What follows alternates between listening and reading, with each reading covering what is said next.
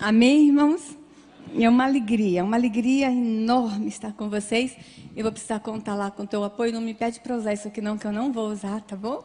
Irmãos, ele dá 10 minutos para uma mulher que é pastora, professora, advogada e corintiana. Vê se pode. Não tem lógica, não dá. Mas, irmãos, eu estou feliz, estou muito feliz. Hoje nós passamos o dia aqui nesse templo. Nós reunimos aqui hoje pastores de todo o estado e deputados federais de alguns lugares do Brasil, deputados estaduais.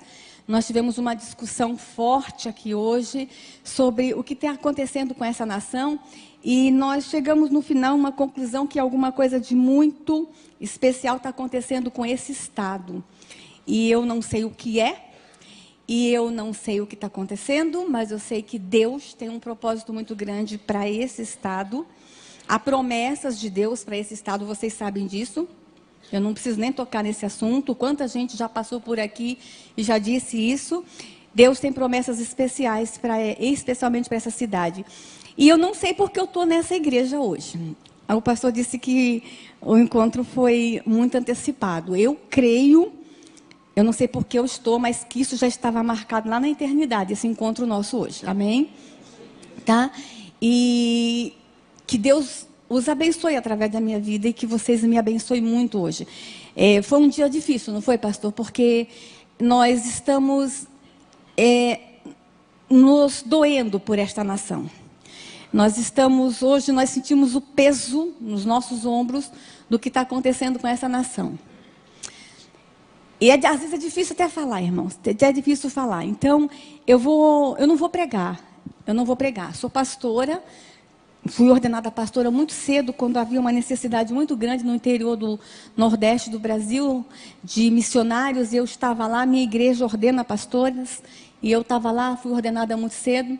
Mas eu sou advogada, eu sou mestre em educação também, sou mestre em direito constitucional, direito da família, e eu trabalho há 14 anos no Congresso Nacional como assessora jurídica da Frente Parlamentar Evangélica e da Frente Parlamentar da Família e Apoio à Vida. Nós hoje temos 78 deputados federais evangélicos e 3 senadores, estamos indo para o 4º senador agora nos próximos dias.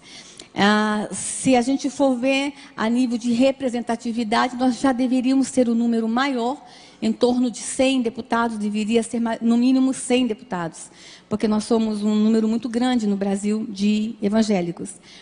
Mas esses parlamentares estão ali fazendo a diferença, e estão fazendo um trabalho grande, e eu tenho que testificar isso e tenho que falar sobre isso. Mas temos também no Congresso Nacional um exército silencioso, hoje eu falei sobre isso, e eu preciso também honrá-los nessa noite, que são assessores e funcionários que estão na Câmara e no Senado, irmãos, anonimamente, fazendo um trabalho extraordinário. Eu contei uma experiência hoje de manhã, de que no prédio onde eu trabalho, na Câmara, é um prédio de 10 andares, em cada andar tem 2 copas, que dá o suporte aos gabinetes parlamentares. Em cada copa, em cada andar, todos os dias, meio-dia, funciona uma célula e um grupo de oração. Irmãos, nós temos culto dos funcionários da Câmara e do Senado todos os dias ao meio-dia. E quando a gente não tem um salão ou um plenário para nos reunir, a gente se reúne debaixo de árvores. Às quarta-feiras de manhã são os deputados que se reúnem em culto. E é muito lindo porque um toca acordeon, outro toca violão, outro canta. E eles mesmos fazem um culto entre eles, servem a Santa Ceia.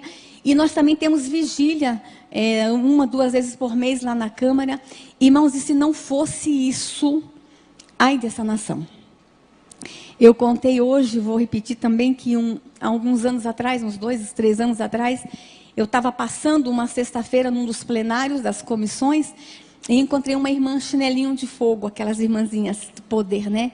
E ela estava assim nos plenários, sozinha, irmãos, ela entrando, limpando as cadeiras e orando. Eu fui lá, irmã, o que a senhora está fazendo aqui?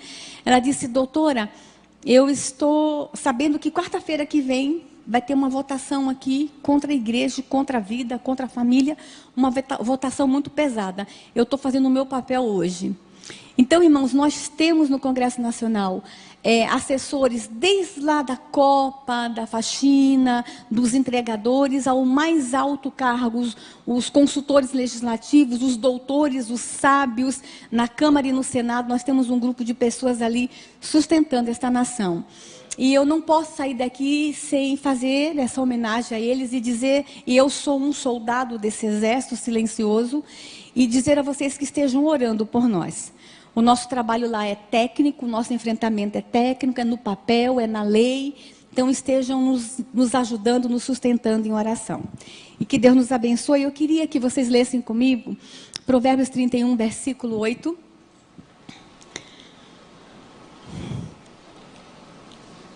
Que diz o seguinte: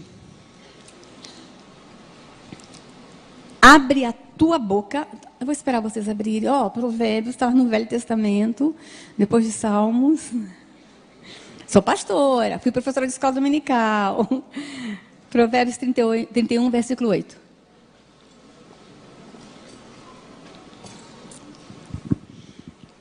Abre a tua boca a favor do mudo, pelo direito de todos os que se acham em desolação.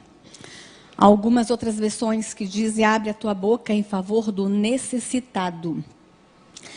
Abre a tua boca em favor dos que necessitam, dos que precisam. Amém? E esse versículo nos motiva. E motiva a gente fazer o trabalho que nós estamos fazendo em todo o Brasil. E eu queria falar, irmãos, que nós estamos vivendo um momento diferente na igreja evangélica brasileira. Deus está chamando a igreja evangélica brasileira para um novo momento, para um novo instante. E grandes desafios nos esperam.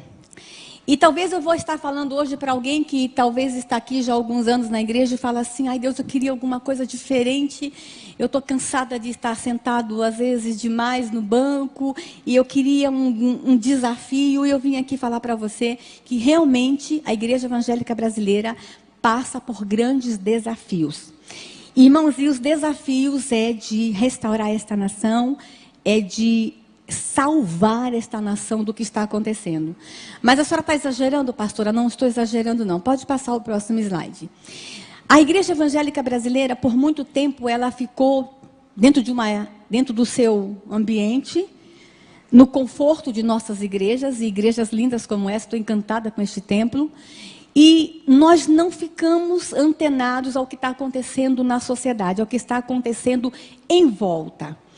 E aí eu tenho encontrado, eu estou falando num culto que tem muitos jovens aqui hoje, eu tenho encontrado uma turma e uma galera dizendo o seguinte: pastora, eu vou na igreja, eu recebo tanta unção no domingo, eu caio de unção, e na segunda-feira eu chego na escola, no trabalho, eu não sei o que fazer com tanta unção. Tem sido assim. Nossa igreja está crescendo demais, nós estamos crescendo, amém, nós somos um povo que cresce todo dia, amém, mas o que nós estamos de fato influenciando em mudanças na sociedade? O que de fato a igreja evangélica brasileira tem feito para que a sociedade mude de verdade? É muito bom, irmãos, nós estarmos entre nós e nós sermos luz entre nós. É muito bom ser sal entre nós. Às vezes até enjoa tanto sal, né? Mas é muito bom a gente ser sal entre nós. Mas Deus chama a igreja evangélica brasileira. Nós passamos por algumas fases no Brasil. Nós passamos por algumas fases. Nós passamos a fase da discriminação lá atrás, quando éramos chamados de Zé Povinho, lembra? Não sei se tem algum evangélico aqui com mais de 40 anos de igreja como eu. Vixe, falei minha idade. Nós éramos conhecidos como Zé Povinho, nós éramos discriminados, havia preconceito, na escola riam da gente, nós passamos por essa fase. Depois nós passamos por uma fase de crescimento, e essa fase veio aí com as novas comunidades, as igrejas mais avivadas, e aí nós passamos por uma outra fase aí de algumas teologias, experimentamos de todo tipo de teologia aqui no Brasil, prosperidade, depois vem a teologia, e vai.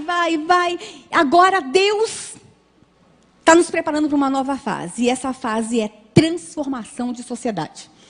E eu acredito nisso, irmãos.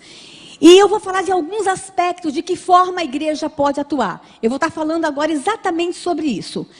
Talvez vocês nunca prestaram atenção no que está acontecendo com a educação nesse país. O que está acontecendo com as escolas brasileiras. O que está acontecendo com os seus filhos, com os seus netos.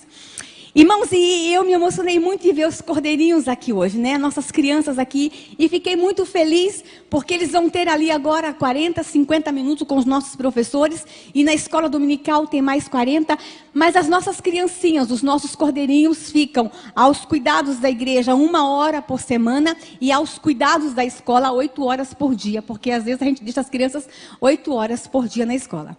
E sabe o que estão fazendo com as nossas crianças nas escolas? E eu vim aqui dizer isso para você, Igreja Evangélica Brasileira, Igreja Evangélica aqui de Campo Grande, especialmente essa igreja, se as outras não derem ouvido a tudo que nós falamos hoje, que pelo menos essa dê. Estão detonando as nossas crianças. Eu posso falar as palavras, pode rasgar o verbo? Então eu vou falar. Ele está mandando, ele está mandando. Vou mostrar para vocês o que está acontecendo nas escolas, irmão. Pode mostrar os próximos slides. Irmãos, aqui no Brasil, na cidade de São Paulo, eu não vou dizer o nome da prefeita. Juro para vocês, eu não posso falar o nome dela, nem que ela é do PT, e também não posso falar que ela é ex-esposa do Suplicy. E nem posso falar que ela é ministra da Cultura.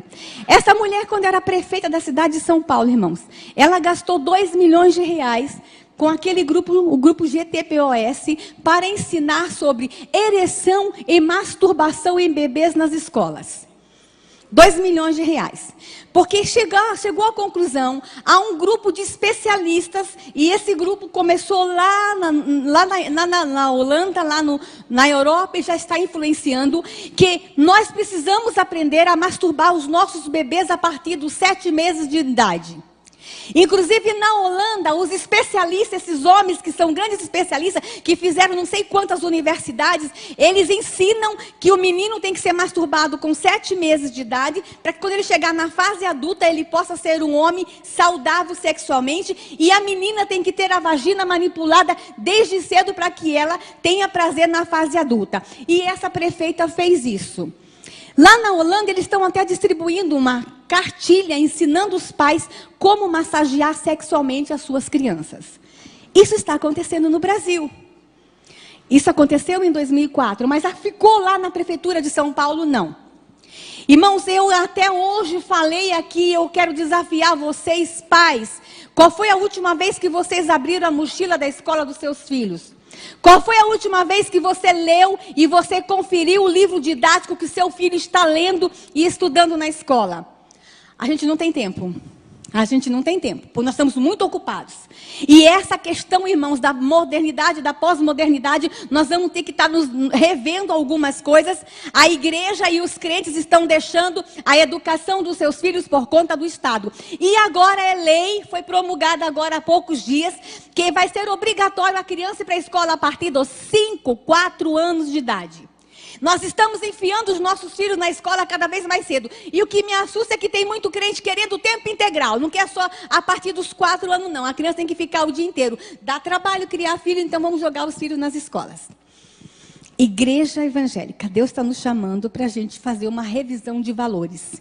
Para fazer uma revisão de conceitos. Deixa eu mostrar o que está acontecendo com as escolas. Pode passar o próximo slide. Nós temos autoridades no Brasil, irmãos, especialistas que estão ocupando lugares estratégicos e lugares chaves, pessoas que estão escrevendo as políticas públicas dessa nação, pessoas que estão decidindo o futuro de nossas crianças, que dizem coisas como essa: uma educação diferenciada poderá fazer desabrochar em todo menino o seu lado feminino e em toda menina o seu lado masculino. São conceitos como esse que está permeando a educação brasileira. E a igreja evangélica está deixando essas coisas acontecer. Pode passar. Eu quero mostrar para vocês, irmãos, cartilhas. Tem menores de 12 anos aqui? Eu quero mostrar para vocês, irmãos, cartilhas que foram entregues em escolas públicas no Brasil para crianças a partir de 10 anos, porque quinta série, a idade são 10 anos. Essa cartilha, inclusive assinada por um grande cartunista, o Miguel Paiva, a cartilha se chama De Homem para Homem. Deixa eu falar para vocês para quem foi feita essa cartilha. Essa cartilha foi feita pelo Ministério da Saúde. Eu não vou dizer quanto eles gastaram para vocês não ficarem com raiva. Foi feita um número muito grande de cartilha para entregar para homens impotentes no Brasil. Aí eles saíram, o Ministério da Saúde saiu atrás dos homens impotentes, não achou, graças a Deus, não tem tanto assim. E aí, eu não sei se eles acreditavam, pastor, que eles iam na marcha marcha do orgulho do homem impotente para distribuir cartilha. Eles iam no Dia Nacional do Homem Impotente para distribuir. Não sei. São especialistas que não têm nem bom senso. Gastaram milhões nessa cartilha para ensinar o homem como ter prazer. Para ensinar o homem como ter uma relação sexual. Aí eles não acharam os homens impotentes e mandaram para as escolas públicas brasileiras. A palavra mais light que tem nessa cartilha é gozar e tesão. Imagine. E crianças de 10 anos no Brasil tiveram acesso a essa cartilha. Pode passar. Olha os desenhos. Especialmente essa cartilha que eu escaneei, porque depois nós tomamos uma iniciativa.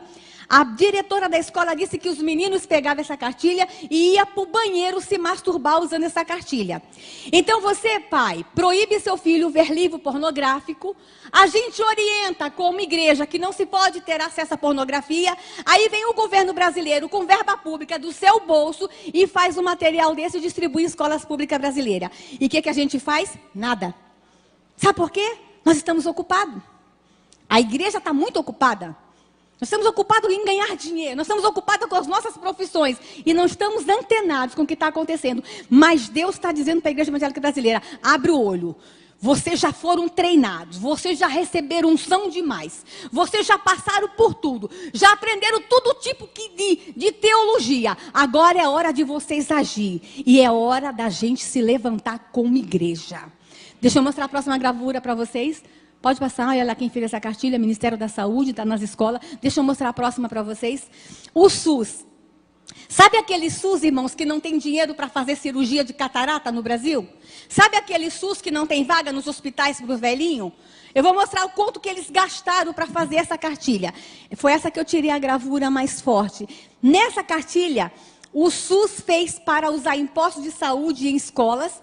O SUS fez para ensinar sobre drogas e doença sexualmente transmissível. E essa, irmãos, era uma cartilha grande que a professora colocava em cima da mesa. Não sei se tem algum professor que teve acesso a ela. Era em forma de espiral. E a metodologia, porque esse material vem com metodologia, era: senta as crianças no chão, a partir de 10 anos, mostre a gravura e leia o que está atrás. E a tia ia mostrando. Na hora de falar sobre drogas, mostra a gravura. Mostra sobre direitos, pode passar a próxima gravura. Na hora de falar sobre droga, a tia dizia o seguinte: ao usar o crack, passe protetor labial nos seus lábios, para os seus lábios não ressecar. Então, está achando que é pouco? A tia dizia o seguinte, porque o ministro da Saúde mandava falar e o ministro da Educação mandava falar: se você usar cocaína, não use canudo de papel, porque tem muita bactéria, use canudo de plástico. Na hora do êxtase, a parte do êxtase, estava escrito o seguinte na cartilha: ao comprar êxtase, cuidado com o fornecedor para você não comprar gato por lebre por gato. Olha o absurdo. Inclusive mandando a criança conhecer o traficante. Aí os deputados evangélicos, que estão lá na Câmara tentando fazer uma diferença, barulhentos, que estão sendo chamados de homofóbicos, que estão sendo chamados de radicais e de fundamentalistas, e que estão sendo perseguidos, foram perguntar para o ministro da Saúde: mas ministro, vocês fazem uma cartilha dizendo como ensinar? Sabe qual foi a resposta dos especialistas? Dos que estão mandando na nação, porque nós deixamos, porque a igreja evangélica se acomodou. Eles disseram o seguinte: mas as crianças já estão usando, então nós temos que ensinar a usar de uma forma melhor, para que não contraia outros tipos de doença. Na parte do sexo, que eu tirei com vergonha, mas o pastor disse que eu podia ter deixado, fala sobre sexo anal, sexo vaginal e sexo entre mulher e mulher. A parte do sexo anal, irmãos, eu mostrei aqui hoje, eram 2 homens transando. A figura é ridícula, não era, pastor? 2 homens transando. Irmãos, e eu vou contar a experiência que eu tive como mãe. Eu tenho uma filha de 10 anos, ela está com 14, ela tinha 10 quando teve acesso a essa cartilha. A minha filha é indígena, eu tenho uma filha adotiva indígena. E nós estávamos tentando falar para ela sobre a homossexualidade de uma forma muito madura, porque a cultura dela não tem a homossexualidade. Então a gente estava assim tentando falar que homem ama homem, mulher ama mulher. Aí a tia vai lá e mostra a gravura de 2 homens transando com esse dinheiro, com cartilha pública, com dinheiro público. Irmãos, e na parte da relação sexual de mulher com mulher, a figura mostra bem, o pastor viu hoje, mostra que a tia tem que explicar para a criança de 10 anos que o objeto de prazer da lésbica é a língua e que é bom que a lésbica use camisinha na língua. E a minha filha de 10 anos teve que aprender isso. Pode passar? Quem fez essa cartilha? Aí, irmãos, a próxima cartilha. Essa daqui foi distribuída na prefeitura de Porto Velho, aqui em Rondônia. Nós fomos lá também para tentar retirar essa cartilha de circulação, e nós tentamos. Todas essas que eu estou mostrando, irmãos, os radicais, fundamentalistas, homofóbicos, deputados, foram para cima e estão entrando com processo, inclusive aquela de drogas e de sexo. Nós estamos pedindo que os funcionários do Ministério da Saúde que fizeram sejam processados por associação ao crime organizado, porque droga é crime.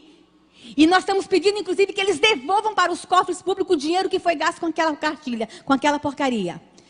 Mostra a próxima. Essa daqui foi distribuída em Rondônia. Mostra a gravura, a primeira página. E olha o nome da cartilha. Menina esperta vive melhor. Olha a cara da menina esperta. Nós estamos ensinando na igreja, irmão, que nossas meninas são princesas. Mas a escola está dizendo que esse aqui é o ideal de ser menina. Isso aqui é o ideal para ser uma menina no Brasil. Com dinheiro público. Aí essa cartilha, além de ensinar que menina esperta vive melhor, e a palavra esperta, vocês sabem o que está por trás disso? O jeitinho brasileiro, a sexualidade. A criança recebia a cartilha e junto com a cartilha, pode passar, ela ganhava um espelhinho para poder olhar a vagina e aprender a se masturbar. Prefeitura Municipal de Porto Velho. Nós fomos para lá junto com a Igreja Católica e nós tentamos retirar essa cartilha de circulação. Qual foi a última vez que você, pai e mãe, abriu a mochila da escola do seu filho? Vocês pensam que acontece só em Porto Velho? Que acontece só em Brasília? Deixa eu mostrar a próxima cartilha para vocês.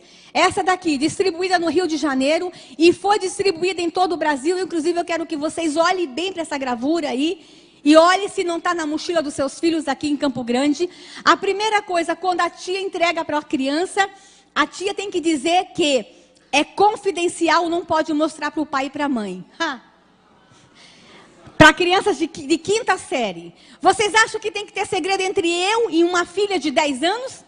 Então, irmãos, eles começam a criar conflitos entre pais e filhos. Eles estão ganhando e sendo obrigados. Deixa eu falar uma coisa, são os professores sendo obrigados.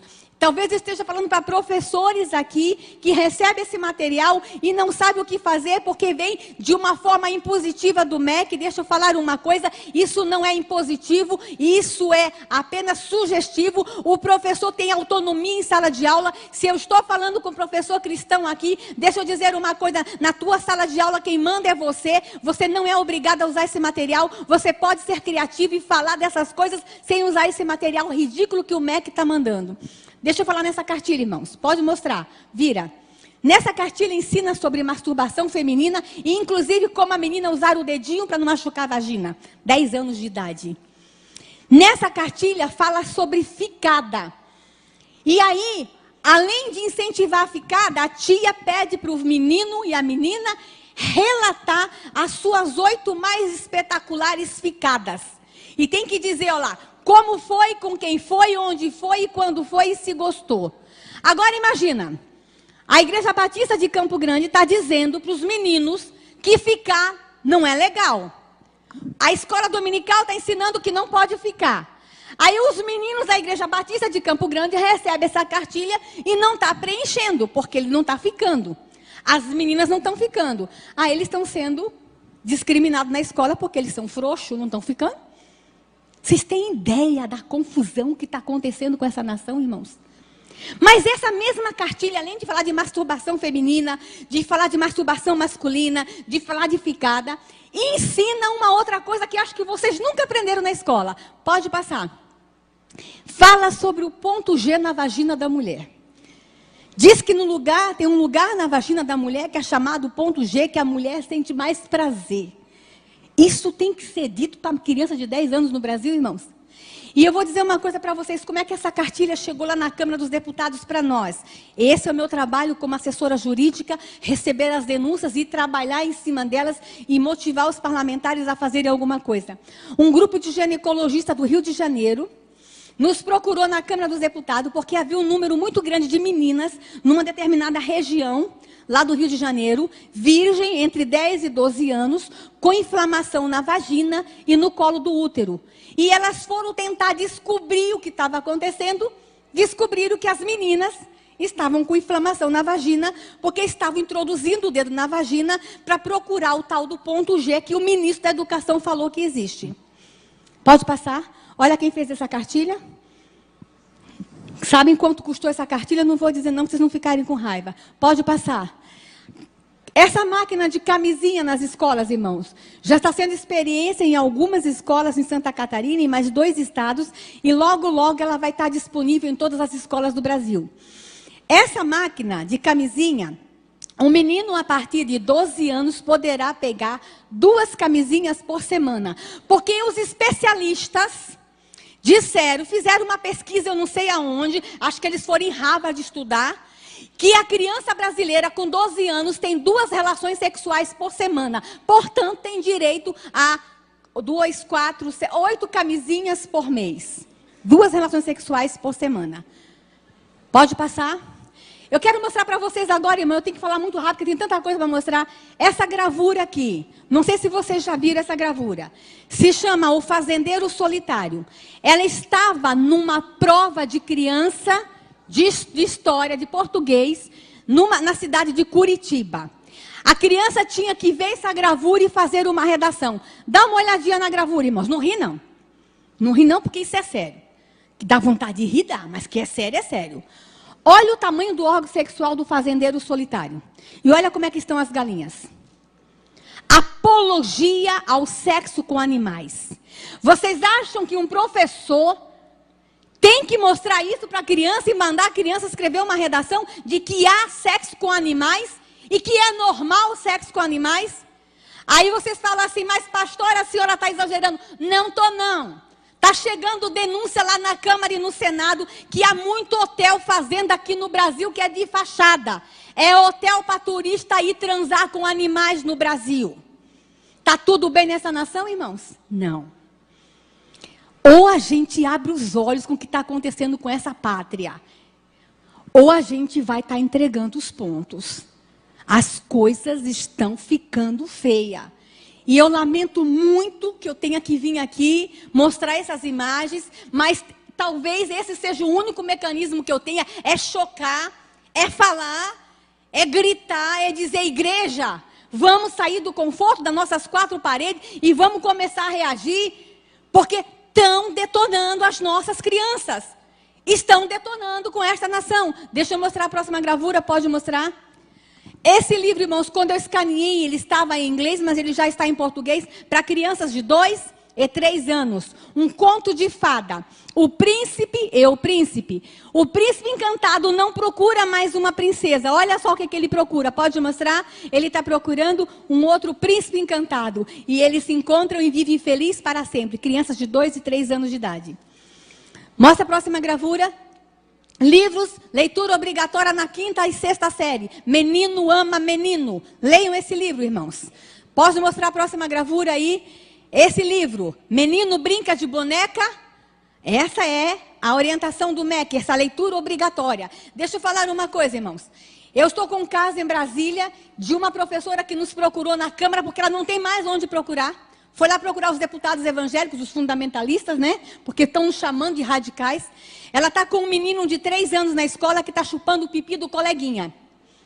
Aí ela foi procurar orientação na direção e na coordenação. Sabe o que a direção da escola disse? Você não pode fazer nada, porque isso é demonstração homoafetiva. Se você fizer alguma coisa, você é homofóbica.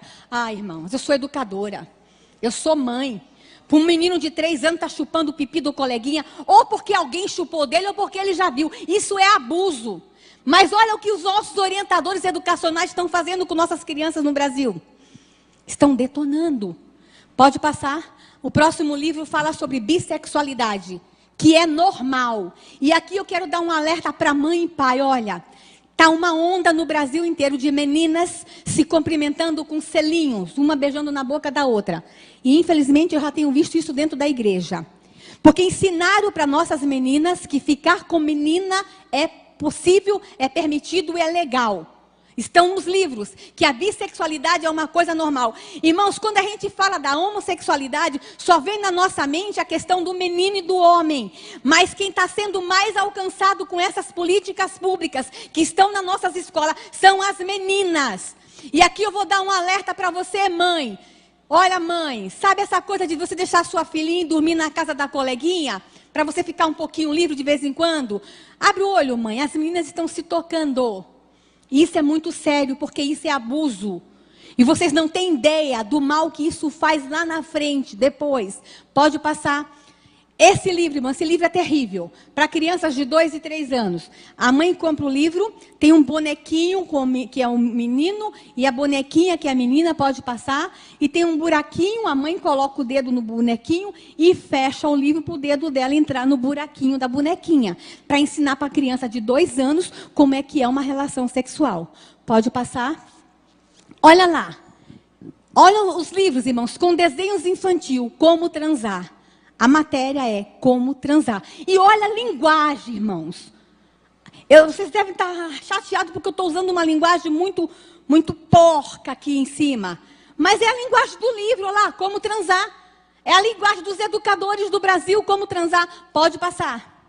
Irmãos, deixa eu só mostrar uma coisa para vocês. Eles estão falando para as crianças em nossa escola que existe o Kama Sutra. Já ouviram falar do Kama Sutra, né? Aquele livro milenar que ensina poses de relação sexual. Eles estão falando do Kama Sutra. Mas se eu quiser falar desse livro milenar nas escolas, eu não posso, sabe por quê? Porque o Estado é laico, né, pastor? Não posso falar de Bíblia, porque escola não é lugar de religião, mas na escola é lugar de falar de Kama Sutra. O que estão fazendo com nossas crianças? Pode passar. Olha lá. Secretaria Nacional de Direitos Humanos. Se você tiver dúvida, procure a Secretaria Nacional de Direitos Humanos. Vocês agora entenderam o que está acontecendo com o pastor Marcos Feliciano? Vocês estão entendendo porque que não querem um pastor na Comissão de Direitos Humanos? Porque nós somos contra isso e nós somos contra mesmo. E deixa eu falar uma coisa, irmão, não é só a igreja evangélica que é contra, não. Na hora que eu dou essa palestra para pais católicos, eles ficam também revoltados como vocês estão agora. Porque esses valores não são valores só da igreja evangélica, não. É valor de família. É valor de todos nós, é patrimônio de família. E aí, eles não querem que nós ocupemos os lugares certos na hora certa, porque eles estão detonando com nossas crianças. Pode passar? Deixa eu mostrar uma coisa para vocês, irmãos. A coisa no Brasil, eu trouxe uma gravura aqui, a coisa no Brasil, ela está tão solta, e é tão normal, e é tão natural erotizar nossas crianças no Brasil, que eu vou mostrar para vocês a capa de um disco. Pode passar. Essa aqui foi a capa do disco que a Xuxa fez. Olha esse desenho, irmãos. Vocês acham que a Xuxa precisava desse desenho para vender CD? Isso para mim é erotização e apologia à pedofilia. O que está acontecendo com essa nação, irmãos? Vocês pensam que está tudo bem com esta nação? Pode passar o próximo slide. Esse comercial, irmãos, passou na Europa e está chegando no Brasil. É um bebezinho no berçário.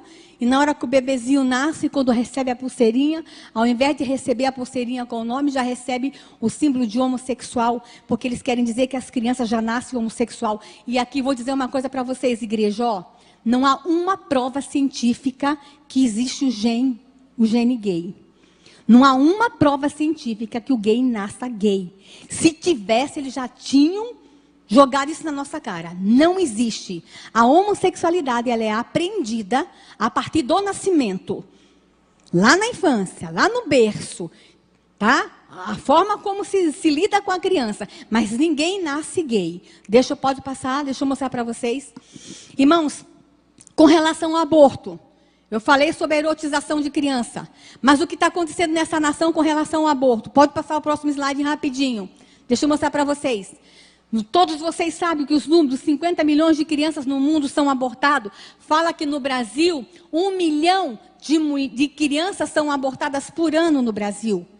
E aí eles querem aprovar o aborto no Brasil.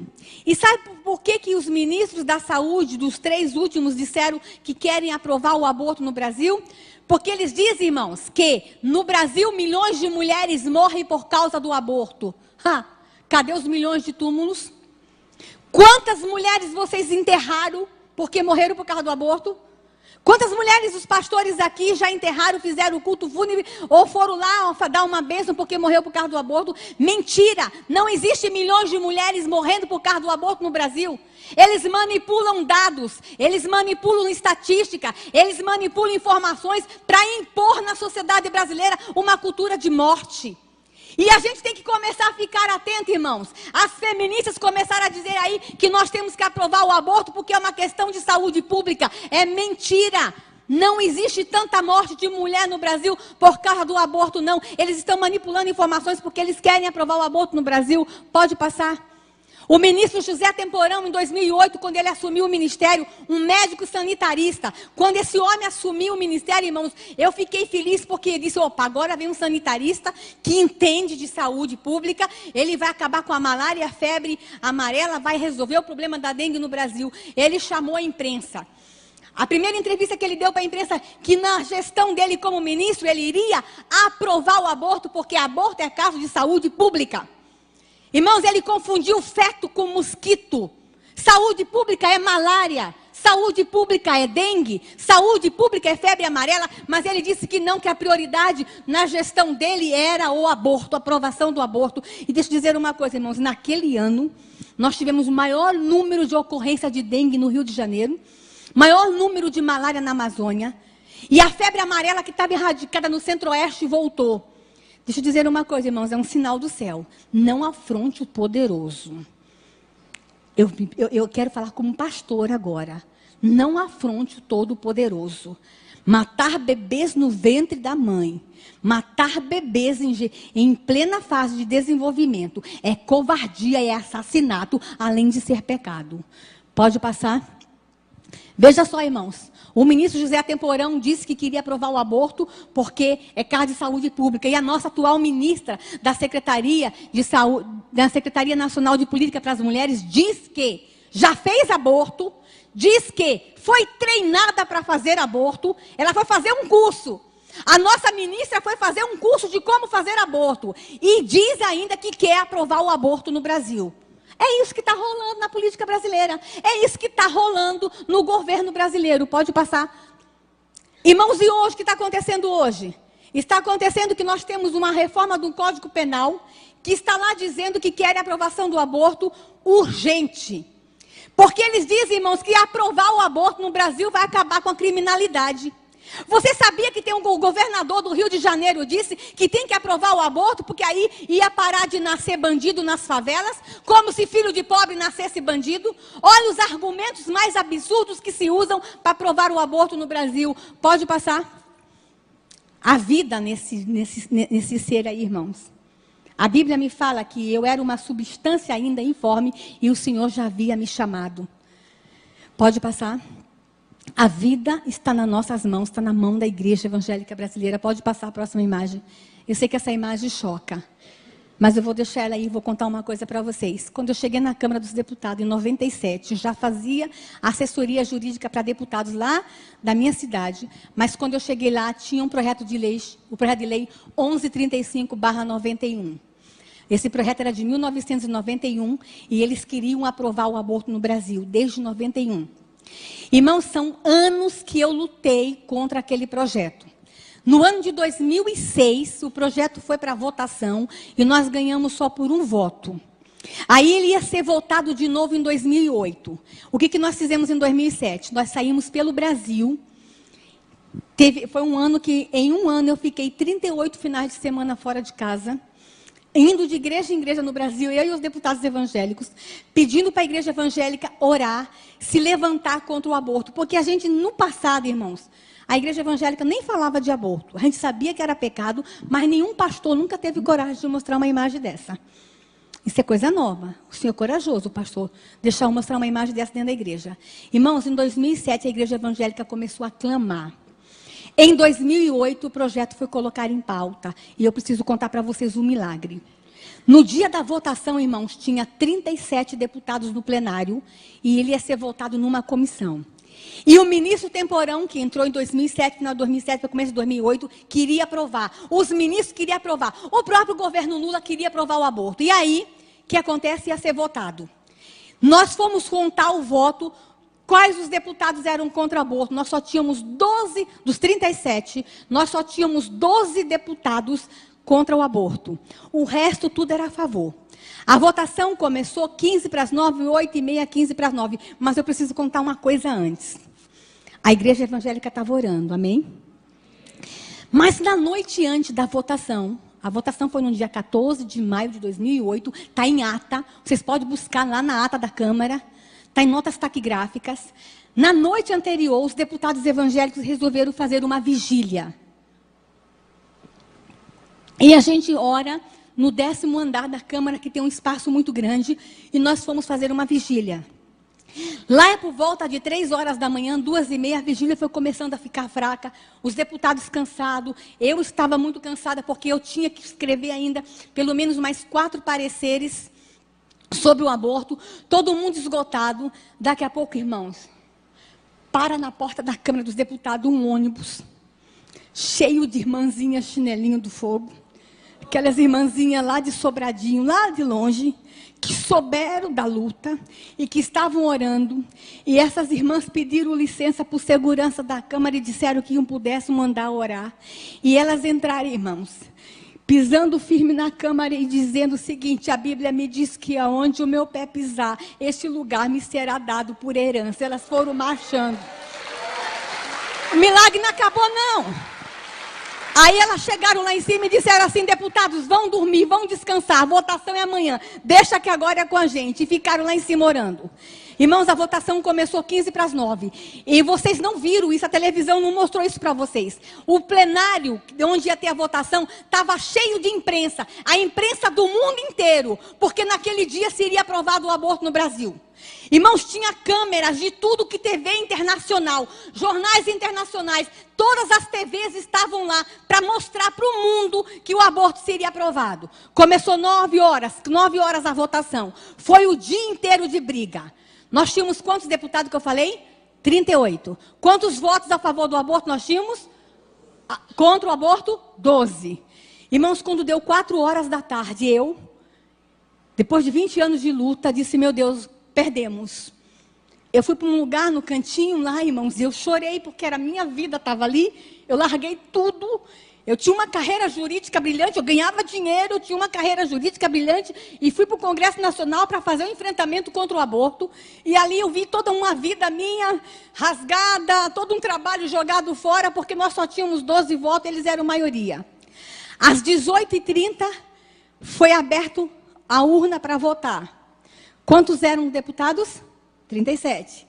Os 4 do PT saíram do plenário.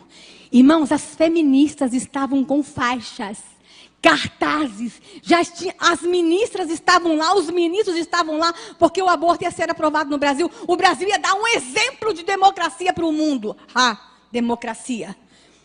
Irmãos, quando abrimos a urna, os 4 do PT saíram, ficaram quanto no plenário? 37 menos 4, quanto que deu? Quantos votos eu tinha? Mas tinha um grupo de mulheres lá em cima orando. Quando a gente abriu a urna, nós ganhamos de 33-0. Irmãos, a partir daquele dia, Deus renovou as nossas forças na Câmara dos Deputados. Irmãos, vocês não têm ideia o que foi os deputados evangélicos pulando, os deputados católicos contra o aborto. Eles se abraçavam, eles oravam o Pai Nosso, eles gritavam, eles choravam. A televisão mostrou isso para vocês? A Rede Globo mostrou isso para vocês? Mas se o aborto tivesse aprovado, eles tinham mostrado. Mas naquele dia, irmãos, nós estávamos desanimados. 2008, tanto escândalo contra deputado evangélico, tanta confusão no Brasil, nós estávamos desanimados. Mas naquele dia Deus renovou a nossa força, porque Deus nos disse que não são os deputados que vão mudar essa nação, que não é o governo que vai mudar essa nação, que não é a política, que é a igreja evangélica quando clama, é a igreja evangélica quando se levanta. E é por isso que eu estou aqui, irmãos. Porque esses especialistas em educação podem querer se levantar contra nossas crianças, mas nós vamos nos levantar e vamos dizer: nas nossas crianças vocês não tocam. Pode passar. A Igreja em Defesa da Família pode passar. Irmãos, nós estamos ter cuidado com o que estão fazendo com a igreja. Eu falei das crianças, falei do aborto, agora eu quero falar o que estão fazendo com a nossa fé. E que talvez vocês não estejam nem percebendo o que estão fazendo com a nossa fé. Estão zombando dos cristãos no Brasil. Pode passar. Em Natal, irmãos, um rapaz, um artista plástico, ele ganhou dinheiro público para fazer uma obra de arte. E a obra de arte dele foi fazer uma caixa de vidro. Ele ficou dentro da caixa de vidro, gastou muito dinheiro público com isso. Tirou a roupa, ficou pelado na frente do público, ficou de costa, ficou de quatro e tirou de dentro do ânus um terço da Igreja Católica. Aí você fala assim, o que eu tenho a ver com isso? O terço da Igreja Católica? Quem foi católico aqui sabe que no final de todo o terço tem uma cruz. Ele tirou de dentro do ânus, foi a cruz. Irmãos, quando eu soube disso, eu fiquei tão revoltada. É como se aquele artista plástico com dinheiro público dissesse, olha o que eu faço com o símbolo da tua fé. Olha o que eu faço com o símbolo da tua redenção. Olha o que eu faço com o teu Jesus. Olha onde eu enfio a tua cruz. Não, irmãos. Será que ele faria isso lá num país muçulmano com o Alcorão? Não faria. Mas nós estamos deixando zombarem da nossa fé. Irmãos, não com a minha cruz, não com o meu Jesus, não zombem deste povo, não zombem da nossa fé. E a igreja evangélica vai ter que dizer isso, nos respeite. Nós não somos um Zé Povinho, nós não somos um povo qualquer, nós somos uma geração eleita, nós somos o povo de Deus. É isso que nós temos que fazer. Pode passar. Artistas da Rede Globo fizeram uma peça, irmãos. Essa peça, um vestido de padre e outro de seminarista. O cara que estava vestido de padre lia Cantares de Salomão. E o que estava vestido de seminarista em público se masturbava enquanto ele lia a palavra de Deus. Não com a minha Bíblia. Não zombem, não blasfemem, não escarneiem a minha Bíblia. Pode passar. A pornografia, pode passar. Irmãos, nós descobrimos que querem aprovar a legalização do aborto no Brasil. Desculpa, a legalização da prostituição no Brasil. Ainda não é profissão, mas eles querem que seja profissão. O deputado Jean William quer que seja profissão. Lá no Código Penal, no que está no Senado, querem que seja profissão. O Fernando Gabeira tentou. Aquele lá do Meu Paz e Amor, sabe? Tentou, mas não conseguiu em 2013. Agora voltaram com essa história. Mas no Brasil não é profissão, mas é ocupação. Aí nós fomos para o site do Ministério do Trabalho, irmãos. Olha o que a gente encontrou lá, pode passar. Com dinheiro público. Eles colocaram no site do Ministério do Trabalho que no Brasil tem garotos e garotas de programa que são os profissionais de sexo. Só que eles usaram a seguinte linguagem. Garoto de programa, meretriz, messalina, michê, mulher da vida, puta, rapariga e quenga. Um site oficial. Um site do Ministério do Trabalho usa esse tipo de linguagem. Só que esse site não só falava que existia as putas e as quengas e as raparigas, mas ensinava também, pode me passar lá, as competências pessoais para ser uma prostituta. Se a menina quisesse aprender a ser prostituta, era só ir lá no site, porque a primeira coisa que ela tinha que aprender, ter capacidade gestual, capacidade de persuasão. Está aqui, ó, as competências para ser uma prostituta no Brasil. Mas esse site ensinava mais, pode passar. Ensinava como batalhar um programa. Olha o nome. Batalhar programa. Ensinava como que a prostituta tem que fazer para batalhar um programa. Dinheiro público. Site oficial. Está tudo bem com essa nação, irmãos? Não. Pode passar. A violência nas escolas é outra coisa que nos preocupa muito. Pode passar. Nós estamos muito preocupados com o que está acontecendo, irmãos, com a violência nas escolas. Aqui eu trago a foto de uma professora que foi barbaramente agredida por seus alunos. Aí eu pergunto assim, mas por que está acontecendo tanta violência nas escolas? Eles estão querendo o quê? Eles não querem que fale de Deus nas escolas. É para retirar a Bíblia das escolas. É para retirar os crucifixos dos lugares públicos. Eles estão querendo o quê? Eles estão expulsando o Deus da escola. Estão querendo que aconteça o quê nas escolas? Estão erotizando nossas crianças. Estão fazendo confusão com a cabeça de nossas crianças. O que vai virar? Violência. E com relação à erotização, irmãos, eu quero falar uma coisa para vocês. Lá no Código Penal, que está lá no Senado, que entrou em julho do ano passado, estão querendo mudar a idade da relação sexual da criança no Brasil. Eu não sei se vocês sabem, mas no Brasil é permitido o sexo só depois de 14 anos. Se alguém tiver sexo com uma criança com menos de 14 anos, mesmo que seja namorado, é crime. E é chamado de estupro de vulnerável. Isso é crime. Aí uns especialistas chegaram no Senado e disseram que tem que diminuir de 14 para 12 anos. Porque a menina brasileira quer sexo a partir dos 12 anos. Está escrito lá, diminuir para 12 anos. Só que eles querem legalizar a casa de prostituição. Então, se eles vão diminuir a idade de 14 para 12, e vão liberar que nas casas de prostituição tenham meninas e meninas com 12 anos fazendo sexo. E o que mais me deixa chateada é que estão querendo fazer isso antes da Copa e das Olimpíadas. Sabe por quê? Porque dá dinheiro. Sabe por quê? A prostituição infantil dá lucro. Sabe por quê? Estão querendo ganhar em cima do corpo de nossas crianças. E aqui eu quero dizer uma coisa para vocês, irmãos. Vocês sabem como é que eu cheguei em toda essa luta? Porque eu fiz da minha dor a minha luta. Eu sou sobrevivente da pedofilia. Eu sou vítima da pedofilia. Eu fui abusada, eu sou filha de pastor, eu sou neta de pastor, eu sou pastora. Eu fui abusada 2 vezes na infância, por 2 pastores diferentes. E a minha dor me levou a ter a minha luta. Eu fui fazer um trabalho de proteção às crianças. Só quem passou pelo calvário da pedofilia, como eu passei, é que sabe o que querem fazer com nossas crianças. Eu sei que eu estou falando nessa igreja para pessoas que foram abusadas e sabem o que eu senti, sabem o que eu vivi. Eu não sei se é melhor sobreviver à pedofilia ou morrer no ato. Eu não sei o que é melhor. Irmãos, o turismo sexual infantil no Brasil ele está crescendo tanto. E agora, com a aprovação dos parlamentares lá no Senado, eu vou contar uma coisa para vocês, irmãos. No Brasil, 1 em cada 3 meninas até os 18 anos é abusada sexualmente. E vou contar uma coisa para vocês. 1 em cada 4 meninas confessa. Mas eu tenho um outro número muito mais assustador. 1 em cada 100 menino conta. Cada 100 menino abusado, só 1 conta. Porque o menino tem vergonha de falar que foi abusado sexualmente. Porque ele tem medo de ser confundido como gay. No Brasil, algumas brincadeiras infantis que não são brincadeiras, são abusos sexuais. Brincadeira de menino com menino no banheiro, um ficar medindo o tamanho do pinto do outro. Isso não é brincadeira, esse é abuso. E os professores dizem que isso é normal. Não é normal, não é abuso. E eu vou dizer uma coisa para vocês, irmãos. Os pedófilos do mundo inteiro querem vir ficar com nossas crianças. Eu assessorei o senador Magno Malta na CPI da pedofilia e nós descobrimos que se vende pacotes para que pedófilos do mundo inteiro venham transar com nossas crianças.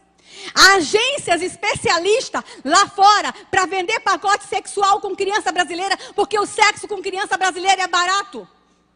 Eu estava fazendo uma batida num posto policial recentemente, quando eu entrei, eu fazendo batida. Eu e um colega do Senado entramos num posto policial, uma menina de 8 anos chegou lá e falou para o meu colega, tio, quer que eu faça um boquete? R$1. R$1. Sexo oral, R$1. É esta nação que nós temos. E a igreja evangélica está confortavelmente sentada. Deixa eu falar uma coisa, irmãos.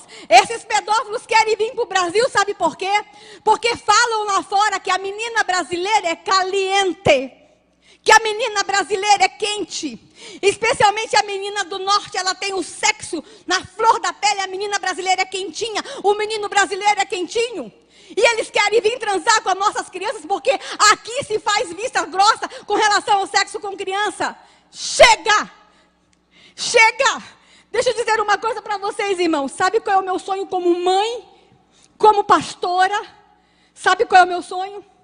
Que um dia, quando esses pedófilos forem comprar um pacote para vir transar com nossas crianças no Brasil, o agente de viagem lá mostre para ele não as fotos de nossas crianças no carnaval e peladas, mas mostre para eles as fotos de nossas montanhas, das nossas praias, da nossa floresta, e diga assim, você quer ir para essa nação? Vai.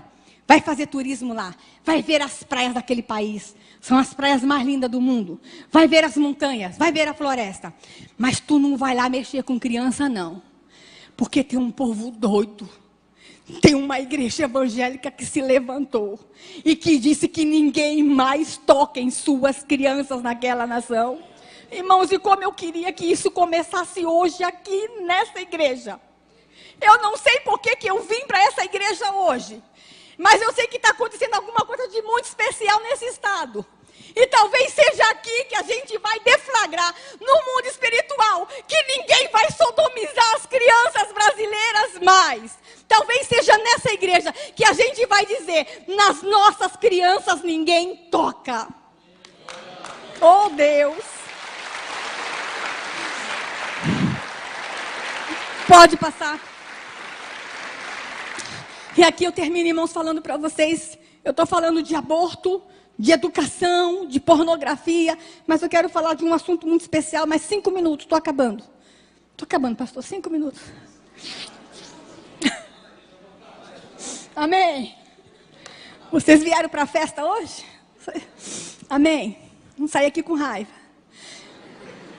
Irmãos, quando eu fui para o Congresso Nacional ajudar a escrever a legislação de defesa à criança, eu descobri uma criança que é excluída das excluídas, que são as crianças indígenas. E esse aqui eu tenho que falar sério, porque eu estou falando num estado que tem um número muito grande de crianças indígenas. E eu estou falando para uma igreja que convive com os povos indígenas. E eu quero falar para vocês que mais do que nunca nós precisamos amar os povos indígenas. Descobrimos, irmãos, que algumas etnias no Brasil, nós temos no Brasil em torno de 120 etnias diferentes. Entre as 120, nós descobrimos ainda que entre 30 e 40 matam os seus filhos. E quando nós descobrimos isso, irmãos, na verdade, 99, mas só tivemos prova disso em 2004. E a partir de 2006 nós começamos a fazer o enfrentamento. Quando nós descobrimos que lá no Xingu, quando nasce crianças gêmeas, os índios acham que a alma se dividiu entre o bem e o mal. Eles enterram as duas crianças vivas porque não sabem qual é a do bem e qual é a do mal. Na Amazônia, no Alto Purus, eles acham que o que nasce primeiro é do bem, o que nasce segundo é do mal, então eles só enterram o segundo. Nós descobrimos que algumas etnias no Brasil, a mãe solteira não pode criar o seu filho, então quando ela tem o parto, às vezes ela tem 12, 13 anos, ela tem que voltar para a aldeia sem o bebê, ela tem que matar o bebê, enterrar o bebê ou jogar na mata para que morra sozinho. Nós descobrimos que em algumas aldeias da Amazônia, o primeiro filho tem que ser homem. Se vier menina, a menina tem que ser sacrificada. Irmãos, não é na Europa, não. Não é na África, não. É aqui. Nós temos um estudo que ainda não é oficial, que por ano, 450 crianças indígenas no Brasil estão sendo enterradas vivas. Não temos registro do Mato Grosso do Sul. Amém. Não temos registro aqui. Temos registro de outro tipo de violência com criança indígena aqui, mas não do infanticídio. Irmãos, enquanto essa nação estiver enterrando criança viva, essa não é uma nação abençoada. Mas deixa eu falar para vocês uma coisa. Sabe aquele Congresso Nacional que todo mundo acha que só tem corrupção? Um grupo de parlamentares se levantou e disse: ninguém vai matar mais crianças nesse país. Nós vamos ajudar os seus índios, os nossos índios. Irmãos, e o índio não mata, não é porque ele odeia, não. Pelo contrário, eu não estou justificando o infanticídio. Ele mata porque é uma questão cultural, ele foi ensinado a matar. Imagine um índio com uma criança na cadeira de roda, como é que ele vai ter cadeira de roda na aldeia? E como é que ele vai viver com essa criança? Então, eles preferem matar a criança quando nasce, do que ela sofreu ao longo da vida. Mas, irmãos, a igreja evangélica brasileira pode dizer para eles o seguinte: vocês não conseguem criar essa criança paralítica? A gente cria, dá para nós. A gente cuida. A gente quer ficar com ela. Então nós estamos conversando com o governo brasileiro para que o governo brasileiro cuide dessas crianças. É a obrigação, a nossa Constituição, no artigo 5º, fala que a vida é o bem maior a ser tutelado. Então, se nós temos um Estado que tutela a vida, nenhuma criança indígena deve morrer porque nasce com alguma deformidade. E aí, irmãos, 450 crianças estão morrendo por ano neste país. E sabe como é que elas morrem? Sufocadas com folhas, enterradas vivas e algumas jogadas na mata para morrer. Mas a maior tristeza que nós descobrimos nessa luta foi que tem pais que estão se suicidando para não matar os seus filhos. Eles não querem matar os seus filhos. A partir de 2007, algumas etnias, alguns índios começaram a ir na Câmara dos Deputados e bater na porta. Que soube que os deputados evangélicos estavam querendo ajudar e as mães estão fugindo para Brasília para pedir socorro. Temos uma chácara hoje em Brasília com 37 crianças que nós salvamos. E eu quero terminar a minha palestra mostrando para vocês esse rostinho. Pode passar. Ali ainda tem uma menina Tititu Suruahá. Essa menina seria morta porque ela nasceu com pseudo-hemafroditismo. Ela tinha um pequeno penizinho desse tamanho. A maldição dela, ela tinha que ser morta porque ela é amaldiçoada. A maldição dela era desse tamanho, irmãos. Conseguimos tirar a Tititu da aldeia, da etnia Suruahá. Fizemos uma cirurgia. E quando ela voltou para a aldeia, que o cacique abriu a fralda, que não viu que ela tinha maldição, ela foi aceita de volta. Só que nós perdemos Tititu há 3 anos atrás, porque a FUNAI esqueceu de a FUNASA na época, esqueceu de mandar um remédio para ela que custava R$ 9,80. Mas eu trago essa imagem porque era uma das meninas mais lindas que eu conheci. Pode passar. Eu quero mostrar para vocês essa foto dessa menina Yanomami. Essa menina, ela foi estuprada 38 vezes. Ela era surda e não podia viver. E um missionário da Jocum adotou essa menina. E aí, irmãos, é o dia do aniversário de 12 anos dessa menina. Ela não fala, mas ela se comunica com gesto. E no dia do aniversário dela, ela pediu que o aniversário dela fosse de princesa. Ela queria se vestir de princesa. E a gente vestiu a Bianca de princesa. E eu guardo essa foto com muito carinho, irmãos, porque Bianca tem o direito de ser princesa, sim. Não é porque ela nasceu na mata, que tem uma cor da pele diferente, e porque ela é muda, que ela não vai ser princesa, ela vai ser princesa sim, porque a igreja evangélica vai garantir a ela o direito de ser princesa. Pode passar. Aqui eu tenho um Harani Suruahá. Eu, quando dou palestra sobre infanticídio, eu falo sobre esse assunto no mundo todo, em universidades, mas essa foto eu não mostro, porque eu só mostro na igreja. Harani era filha de mãe solteira e a mãe tinha que matar ela. E a mãe dela jogou de trás de uma moita e voltou para a aldeia. E uma índia que já tinha ouvido falar do Evangelho Redentor do Senhor Jesus Cristo, soube que a criança estava jogada lá na mata, foi lá na base da Jocum avisar para os missionários da Jocum, pastor, do lugar da aldeia até a base da Jocum, a índia caminhou 20 horas, correndo. Irmãos, quando a gente ama, não tem nada que nos segure. Aí essa índia chegou na base da Jocum e disse, olha, lá na beira do rio tem uma menininha jogada. Aí os missionários, mas 20 horas, já está morta. Mas os missionários, impelidos pelo amor, caminharam correndo, fizeram 18 horas. Quando chegaram lá, 38 horas depois, Harani estava se mexendo. E o nome Harani quer dizer eu existo. E aí, irmãos, eu vou contar uma coisa que aconteceu que eu só conto para crente, porque vocês vão acreditar. A missionária Lucília, quando pegou Harani, os insetos já estavam comendo a orelha dela. Ela estava cheia de sangue. A missionária, eu queria muito que Harani viesse aqui. Pastor, traz Harani aqui na igreja. Quando a missionária Lucília pegou Harani, foi para o rio, deu banho, enrolou um pano, e a missionária Lucília começou a chorar e abraçou, colocou no colo. O último filho de Lucília tinha 5 para 6 anos. Na hora que Lucília colocou no colo, instantaneamente nasceu leite no peito de Lucília. E foi esse leite que salvou Harani. Irmãos, vocês vão dizer assim... Talvez tenha alguns médicos aqui que vai dizer, mas isso é normal, pastora. Isso é normal, mãe que adota, às vezes nasce leite no peito. Deixa eu falar aqui, a ciência pode até explicar que nasce leite no peito de mãe que adota. Mas instantâneo, leite instantâneo, só quem faz é Jeová, aleluia. Harani está viva, pode passar. Amalé, só vou mostrar mais 2 fotos, Amalé. Amalé é do Xingu, irmãos. Ele tinha que ser morto porque é filho de mãe solteira. Irmãos, a mãe de Amalé tinha 16 anos quando teve ele. Foi um parto difícil, ela perdeu muito sangue. E ela cortou o cordão umbilical dele com uma pedra, ele perdeu muito sangue também. Como ela estava muito fraca, ela fez uma cova rasa. A história dele está na revista Isto É. E aí ela jogou Amalé na terra e cobriu Amalé com terra. Ele ficou sufocado, mas não morreu. mas ficou no túmulo. 2 horas depois, uma índia que já ouviu falar do Evangelho Redentor, esse Evangelho que salva, que cura, esse Evangelho que liberta, foi lá e pediu para o cacique para desenterrar a Amalé. E o cacique permitiu. Ela foi no buraco, abriu o túmulo do Amalé e tirou a Amalé do buraco. A Amalé estava sangrando pela boca e pelo nariz, ele estava em processo de morte. Ele perdeu muito sangue. E Amalé está vivo, está com 8 anos, é o menino mais lindo do mundo. Mas ele é lindo. Eu queria tanto que vocês trouxessem a Amalé aqui, mora com a gente lá em Brasília. E deixa eu falar uma coisa, e é corintiano, irmão, é corintiano. Deixa eu falar uma coisa para vocês.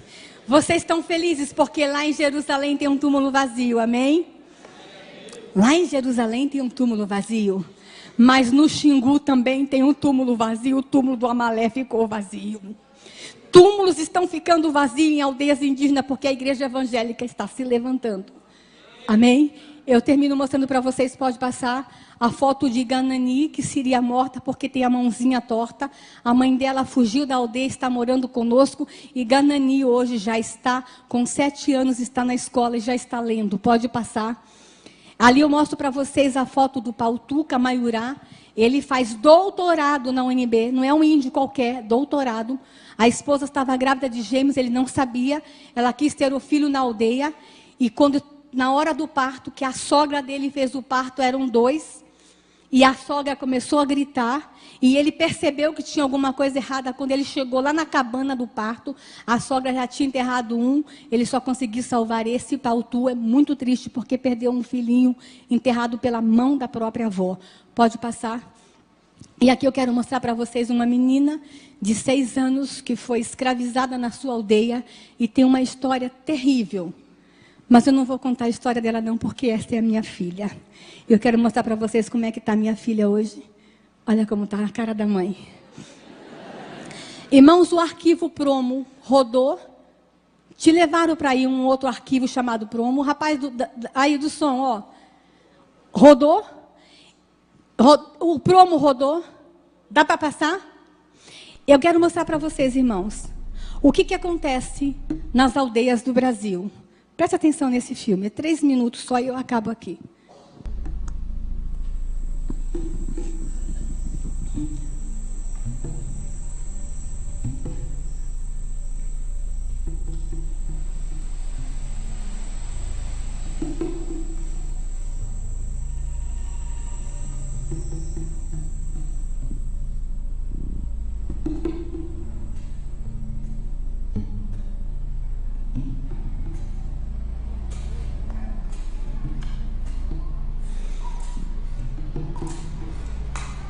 Duas crianças estavam condenadas à morte e o irmão mais velho teve que matar os 2 irmãos mais jovens.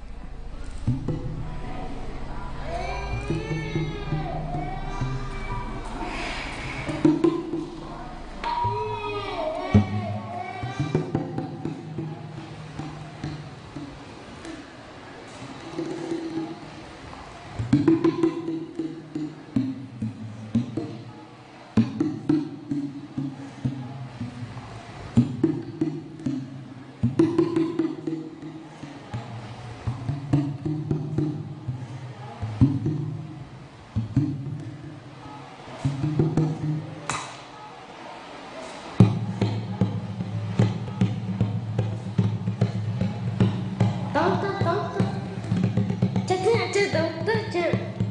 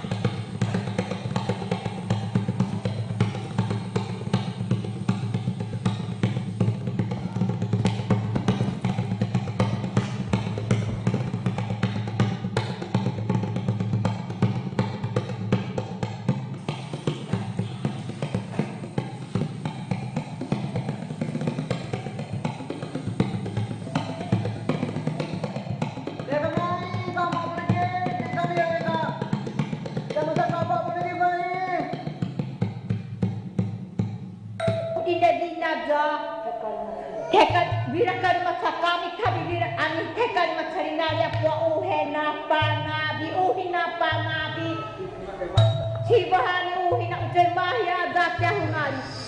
Itu dengan kupian. Dia ada pon. Dia yang nak potar. Itu pun dia. Matera po. Kipet.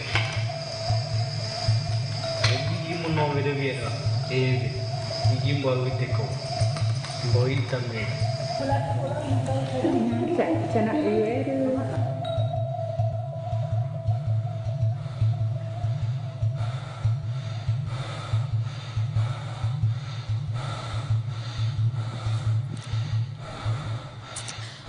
Hakani está viva, está com 16 anos, porque o irmãozinho dela tirou ela do túmulo, mas o outro irmão não sobreviveu.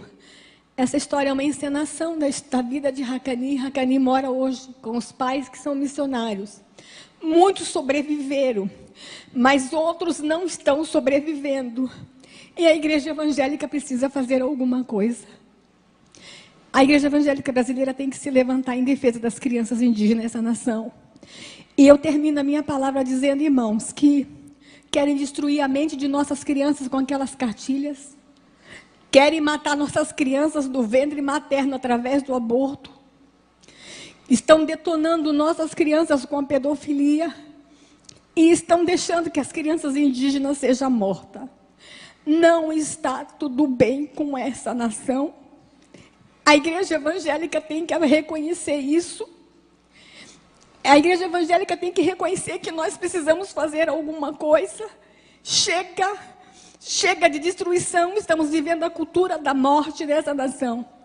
Eu poderia ficar aqui até de madrugada mostrando mais imagens, né, pastor? De tudo que nós falamos aqui hoje. Mas eu estou resumindo a vocês dizendo o seguinte: a igreja evangélica precisa se levantar. E essa igreja tem que nos ajudar. Essa igreja tem que nos ajudar. Eu fiquei sabendo ali há pouco instante, pastor, pela sua esposa, a sua história, a sua experiência, de que tu quase foi abortado. Você sabe como é que se cala o missionário, irmãos? É abortando ele. A aprovação do aborto no Brasil, no campo espiritual, tem uma explicação. Porque tem uma promessa que nós seríamos celeiro de missionários para o mundo todo. Então, a única forma de Satanás calar esses missionários é abortando. Porque quando nasce, vira pastor. Irmãos, que o Senhor Deus abra os olhos dessa igreja. Depois de algumas coisas que eu mostrei, eu tinha muito mais. Que o Senhor Deus abra os olhos dos jovens dessa igreja. A galera quer ajudar. Vocês têm tanto como fazer para me ajudar. Vocês têm redes sociais, vocês têm celulares, vocês têm internet, vocês têm Facebook. Entra no Facebook. Quer ajudar a não aprovar o aborto? Tem um telefone 0800 619 619. Ligue na Câmara, fale que vocês não querem um aborto. Quer ajudar? Ligue na Câmara, fale que vocês não querem que criança indígena seja morta. Essa lei que ajuda os índios a não matar as crianças está desde 2007 na gaveta e não é aprovada. Porque diz que a gente não pode se meter, porque é cultura. E porque é cultura, o índio tem direito de matar. Mas a gente, como evangélico, acredita que não.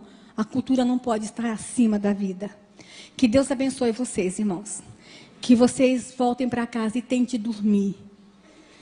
Se não conseguirem dormir, orem. Para que Deus levante a igreja evangélica brasileira. Amém? Que Deus abençoe.